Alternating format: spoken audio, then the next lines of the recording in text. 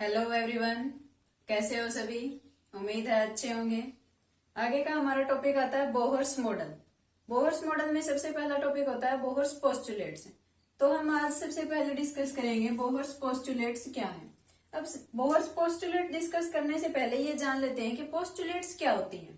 Postulates होती हैं just एक रैंडम स्टेटमेंट्स देना, उनका कोई प्रूफ नहीं होता। अब जैसे कोई रूल है तो उसका क्या होगा, पहले एक्सपेरिमेंटली उसको परफॉर्म किया जाता है, फिर उसके रिजल्ट्स आते हैं, उनसे कुछ रूल बनाए जाते हैं। लेकिन पोस्टुलेट से क्या है कि कुछ भी एक्सपेरिमेंटल नहीं किया गया, जस्ट एक स्टेटमेंट देना, और वो सबको मानने भी पड़ी। बोहर्स ने इसी तरीके से कुछ पोस्टुलेट्स दिए अपने मॉडल के लिए। तो उसमें हम सबसे पहले पोस्टुलेट देखते हैं क्या है। पहले पोस्टुलेट में उन्होंने क्या कहा कि जो इलेक्ट्रॉन है वो मूव करेगा in circular orbit around the nucleus. क्या कहा उन्होंने, the electron revolve around the nucleus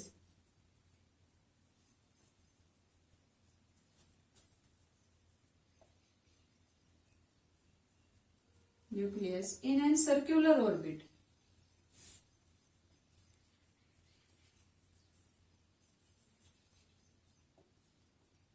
उन्होंने पहले पोस्टुलेट में ये कहा कि जो एटम के अंदर इलेक्ट्रॉन है वो किसी न्यूक्लियस के अराउंड, जो एटम का न्यूक्लियस है उसके अराउंड रिवॉल्व करेगा, और वो रिवॉल्व करेगा, वो कोई सर्कुलर ऑर्बिट में रिवॉल्व करेगा। अभी जब ये इलेक्ट्रॉन रिवॉल्व कर रहा है, मान लेते हैं ऐसे रिवॉल्व कर रहे हैं, यहाँ पे इसकी वेलोसिटी की डायरेक्शन ये है। अब ये सर्कुलर ऑर्बिट में इसको रिवॉल्व करवाने के लिए कुछ ना कुछ सेंट्रीपिटल फोर्स चाहिए, वरना इसकी वेलोसिटी की डायरेक्शन तो ये है। अगर इनवर्ड में कोई फोर्स नहीं लगेगा तो ये तो इस साइड निकल जाएगा। इसको सर्कुलर में ऑर्बिट में रखने के लिए एक सेंट्रीपिटल फोर्स चाहिए, और उन्होंने बताया ये सेंट्रीपिटल फोर्स क्या होता है, Coulomb's attraction between nucleus and the electron. Nucleus पे पॉजिटिव चार्ज होता है और इलेक्ट्रॉन पे नेगेटिव चार्ज होता है, तो कोलम्बियन फोर्स ऑफ अट्रैक्शन लगती है जो इनको नेसेसरी सेंट्रीपिटल फोर्स प्रोवाइड करती है to revolve in a circular orbit. तो अब सर्कुलर ऑर्बिट में मूव करेगा, इसी में आगे एक लाइन और ऐड कर लेते हैं। The electron revolve around the nucleus in an circular orbit under the influence of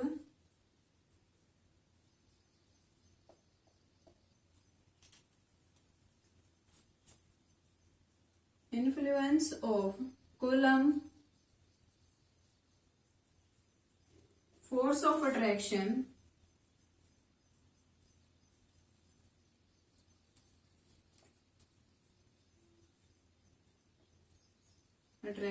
between nucleus and electron।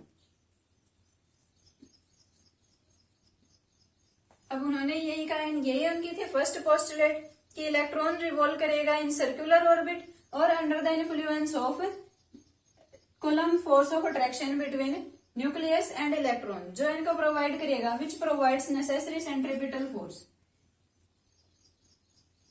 Which provides necessary centripetal force.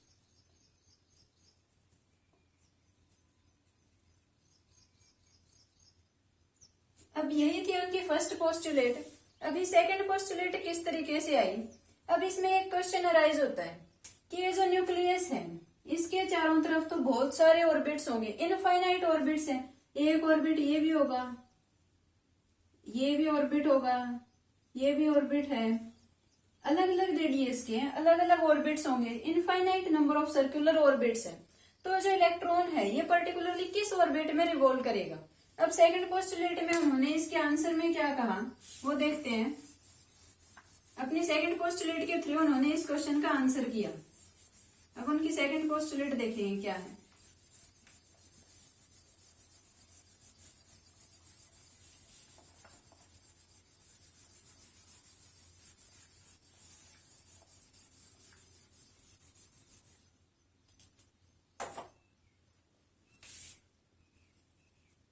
उन्होंने कहा कि ऑर्बिट्स तो इनफाइनाइट है, लेकिन इलेक्ट्रॉन जो है वो सिर्फ उन्हीं ऑर्बिट्स में मूव करेगा, उन्हीं ऑर्बिट्स में रिवॉल्व करेगा जिन ऑर्बिट्स में उसका एंगुलर मोमेंटम इंटीग्रल मल्टीपल हो h/2 पाएगी।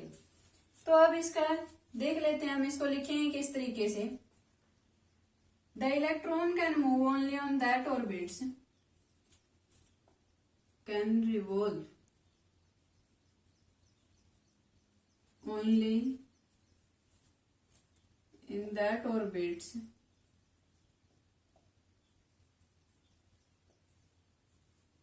in which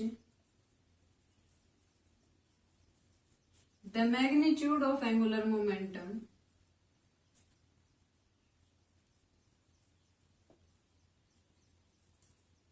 of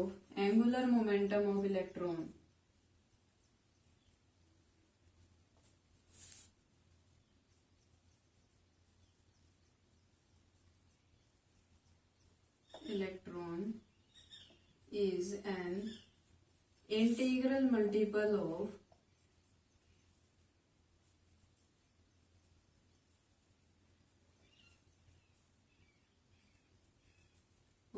h upon 2 pi. It means angular momentum क्या होता है L, इसका मैग्नीट्यूड क्या होना चाहिए integral multiple of h upon 2 पाई. यहाँ पे n क्या है कोई भी इंटीजर, और याद रखोगे n की वैल्यू 0 से स्टार्ट नहीं होती, यहाँ पे n की वैल्यू होती है 1 से स्टार्ट, 1 2 3 4 इस तरीके से n की वैल्यूज प्रोसीड करती हैं.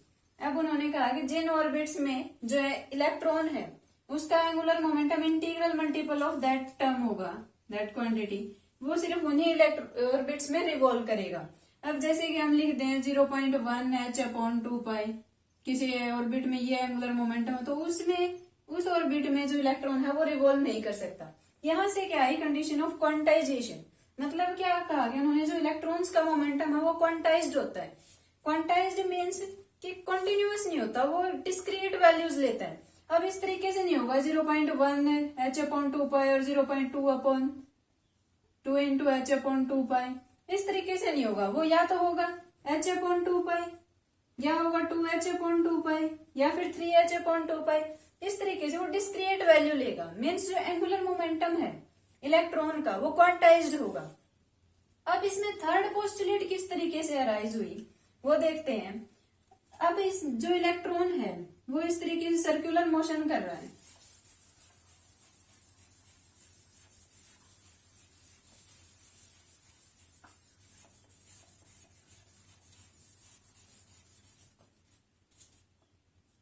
जो इलेक्ट्रॉन है वो सर्कुलर मोशन में है.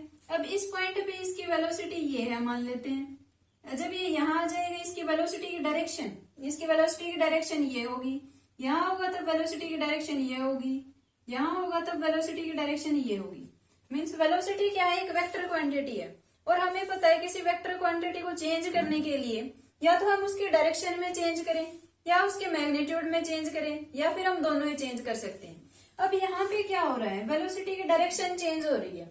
इट मीन्स वेलोसिटी चेंज हो रही है.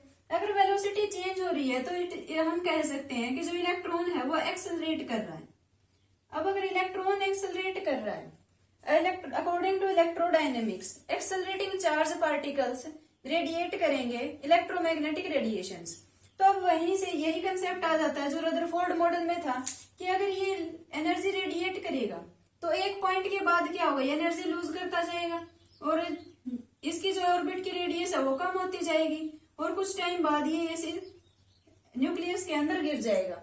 न्यूक्लियस के अंदर गिर जाएगा मीन्स एटम एग्जिस्ट नहीं करेगा, एटम्स अनस्टेबल होंगे. एटम्स एग्जिस्ट नहीं करेंगे मतलब यूनिवर्स भी एग्जिस्ट नहीं करेगा.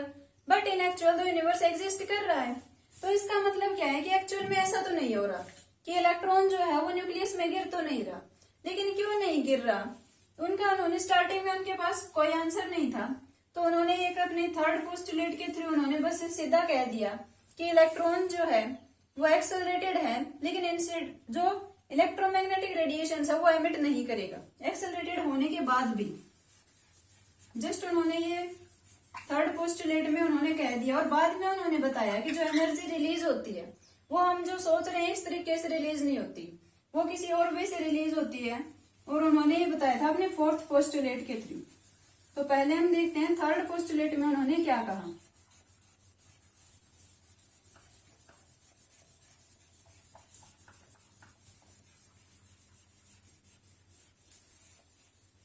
उन्होंने थर्ड पोस्टुलेट में कहा कि yes, the electron is accelerating.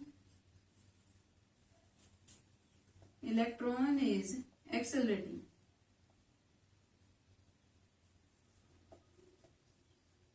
But does not radiate electromagnetic radiations.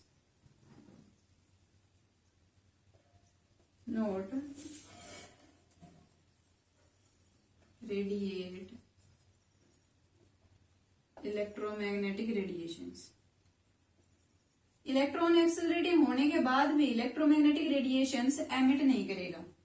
ये उन्होंने जस्ट ऐसे ही बोल दिया और उन सबको मानना भी पड़ा.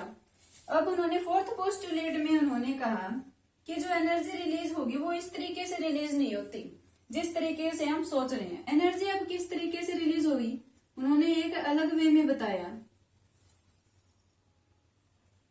अब स्टार्टिंग में हम मान लेते हैं कि जब इलेक्ट्रॉन किसी इस ऑर्बिट में मूव कर रहा है, रिवॉल्व कर रहा है, जब वो डिसकंटिन्यूअसली एनर्जी रिलीज करके सीधा इस नीचे वाले लोअर एनर्जी के ऑर्बिट में आता है, उस टाइम पे वो कोई फोटोन रिलीज करेगा और उस टाइम पे इलेक्ट्रोमैग्नेटिक रेडिएशंस एमिट होगी.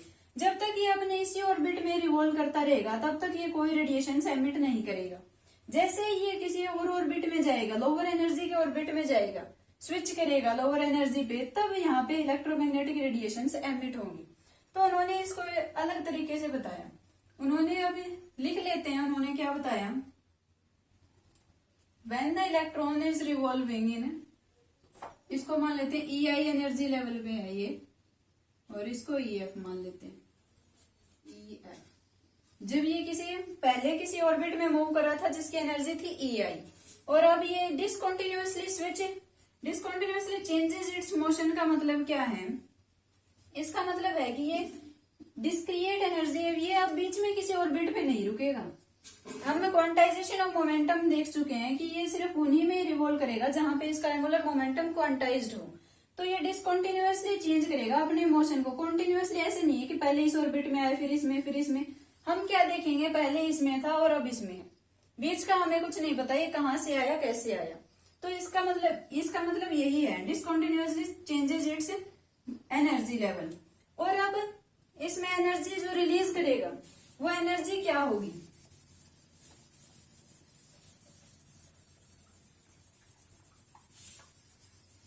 एनर्जी रिलीज करेगा in the form of electromagnetic radiations में.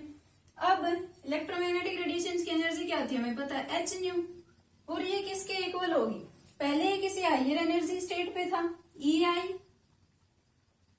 माइनस, अब ये किसी लोअर एनर्जी में आ गया. तो अब इसको जो एनर्जी गैप है इन दोनों के बीच में उतनी एनर्जी इसको रिलीज करनी पड़ेगी तभी ये आएगा लोअर एनर्जी स्टेट पे. तो EI माइनस EF जो इन दोनों के ऑर्बिट्स के बीच का एनर्जी डिफरेंस है उतनी अमाउंट ऑफ एनर्जी रिलीज कर देगा. तो कितनी फ्रीक्वेंसी कितनी होगी जो इलेक्ट्रोमैग्नेटिक रेडिएशंस एमिट करेगा, उनकी फ्रीक्वेंसी क्या आ जाएगी, EI minus EF divided by H, where H is the Planck's constant. तो यही थी हमारी बोहर्स पोस्टुलेट्स और इसके बाद हम डिस्कस करेंगे Bohr's theory of hydrogen atom. Thank you so much.